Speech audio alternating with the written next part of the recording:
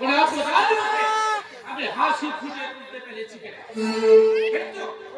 রাজকার্য না দেওয়ার কারণে আমার রাজকার্য শূন্য হতে চলেছে কে কোথায় আছে আনোয়ার খাকে পাঠিয়ে আনোয়ার খা বলুন বলুন আমায় কি জন্য আপনি আমায় তলব করেছেন? আমি তলব করেছি তোমাকে তুমি এই মুহূর্তে কলকাতা থেকে ছুটে গেলে আবার কাছে গরিব প্রজার দুয়ারে খাজনা আদায় করতে এই রত্ননগরের রাজকোষ দিনের দিন শূন্য হতে চলেছে মগর আপনি যখন আমাকে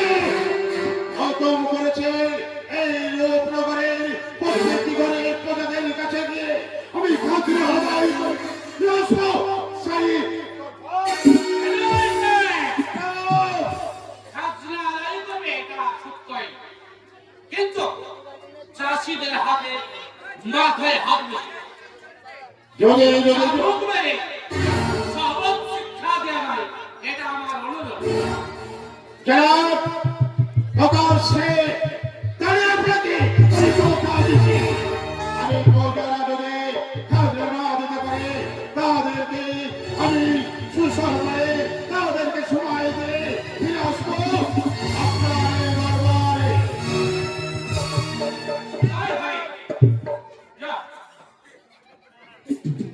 আনোয়ার খাকে পাঠিয়েছি খাজনা আদায় করতে